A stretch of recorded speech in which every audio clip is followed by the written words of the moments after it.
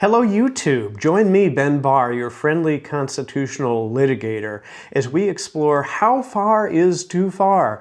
President Trump is facing some harsh pushback from federal judges on his deportation proceedings.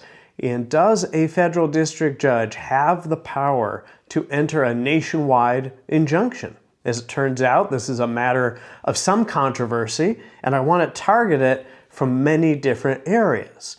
And we're going to have a slight change in our video format. We're still going to be doing deep dives, but I want to be more respectful of you, the audience, your time. And we're going to build these into smaller packages. If you still like the deep dives, they'll be in a playlist and you can listen to each and every one. So up first is let's examine whether we show any sort of history for having a federal district judge who sits in a small jurisdiction. We can think of where I'm at, the Northern District of Illinois. It's a fairly limited geographic scope, or even smaller, the District of Columbia, which is incredibly tiny. Does a single federal judge there have the power to put on hold in the policy, enforcement, or other actions of the executive? So one way of thinking about this is that we go back to America's early history, the founding days of the Republic. What did courts do then? That gives us a sense of history. We can also look to chancery courts in England. So we drew our equitable powers, the power to do justice and relief from equitable power there. And we can look back to these courts to recognize, although they could theoretically have the power to do, quote, complete justice, whatever that means, their orders were normally narrow and restricted to the parties before them. Another helpful way of looking at this might be to go back to 1800s case law and examine at the infancy of our republic exactly how courts issued orders and relief. And by and far, commentators from scholarly experts from the left, right, and in between will tell you the same thing. Orders from federal judges were entered to the specific parties in front of them in a very narrow and focused sort of way. Now, during this time, you see some dissent and some at least discussion about shouldn't this be a broader and more equitable power?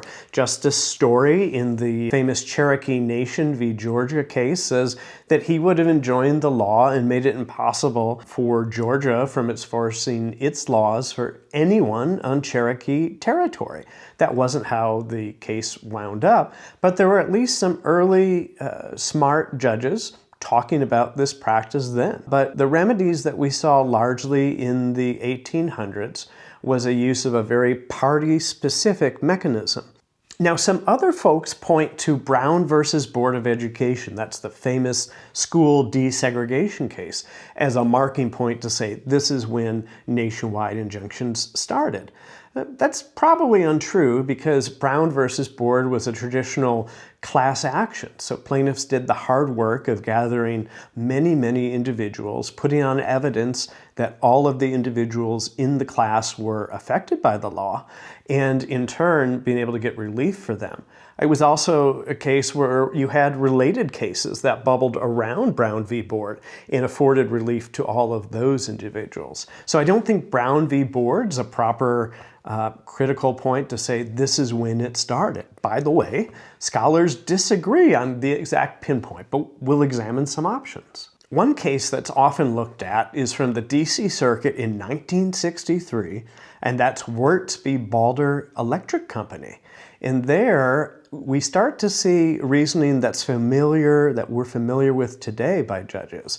And that was looking at an unfair application, a wage regulation. And the judge specifically and expressly is concerned that even if I afford relief here as to a small set of individuals, there's still a very big national problem that needs to be tackled. And shouldn't this apply uniformly to all these individuals? Isn't it just as unjust and unfair for them? So it's sort of, in some ways, looking at a law on its face, and rather than looking at the particular evidentiary requirements of parties before the court. That's a departure, at least from 1800s norms. So as we're looking at the 1900s, and certainly it's the late 1900s in which nationwide injunctions start to pop up, scholars disagree, but it's somewhere between 20 and 30 nationwide injunctions occur during that century. And so then there's a number of changes that America is going through at the time that give rise to an idea of understanding, was there a judicial revolution and some sort of a change? Or was there something independently going on that would prompt judges to enter these more frequently? Because we certainly do see an uptick once we get into the 21st century. So the first thing is that we have a rise of the administrative state and the APA law. So from 1945 and then other refinements in the 1970s, the federal government's role in regulatory aspects of American life, the economy, the environment, civil rights, immigration greatly increased.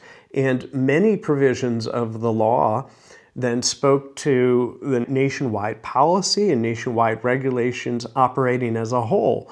And so in some ways, the very language of the APA and various statutes that support the administrative state, Congress allowed the judiciary to engage in nationwide injunctions and certainly put laws on hold with a nationwide aspect. That's not that controversial in the sense that it was a duly passed law by Congress and a change in that philosophy. There were also significant changes to sovereign immunity and venue.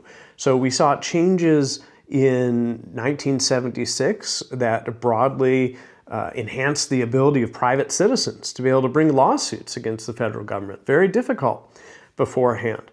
And venue determinations, it was now possible in the late 70s to be able to sue the federal government more easily in a local federal district court than it was to go to Washington, D.C. We start seeing changes in judicial philosophy as well, a liberalization of the federal judiciary's role, and judges start talking about striking down laws, and they have less focus on talking about particular parties. So whereas the practice in chancery courts in England or in the 1800s in America was looking at particular parties who met certain evidentiary burdens, and we would allow relief from law A to parties B, the newer judges start to say, well, if that's present in my courtroom, imagine all the other suffering that's going on, and we must afford some sort of broader relief. That's a proper question about whether that is the appropriate role of the judiciary under Article 3, supposedly the least dangerous branch, or whether that's a form of judicial activism. That discussion still goes on today. So by the 2010s, nationwide injunctions go from sort of a marginal curiosity in America to something that happens with some frequency. And there's debating on the exact numbers here, but reports that I've seen have said that there were 55 nationwide injunctions against the Trump administration during his first administration, 19 against the Obama administration, and 12 against the George W. Bush administration. So along with change in judicial philosophy is a change in litigants. You can't just blame judges. We have to look at what is the population, what are parties asking for when they go to court. And nonprofits and advocacy groups and aggressive litigants are starting to change the way that they litigate cases and say, it's not just about me. It's about the 100, 200, 3,000 other people who face a similar plight. And doesn't justice call us to be able to adjudicate and provide relief for those rights right now, rather than do this piecemeal, case by case, with all the expense and all the time that goes into litigation? And along with this comes a judiciary who seems more willing to entertain sweeping relief. Now, I'll tell you right now, before we go to the second video, it comes from the right and from the left, because we often get emotionally charged up about our tribal issues. And I'll show you in the next video that over the course of time, and as we examine these, that particularly charged, partisan, ideological issues are often the subject of nationwide injunctions. We'll delve deeper into whether that's appropriate, whether it constitutes judicial activism or should be applauded. But the first video here is just to tackle the nature of the history in America. I think it's fair to say that the practice, certainly the increased proliferation of the use of nationwide injunctions, is an aberration, something unknown in the chancery courts in England and unknown relatively in the 1800s in America. That should be a cause of concern for why they're so popular now.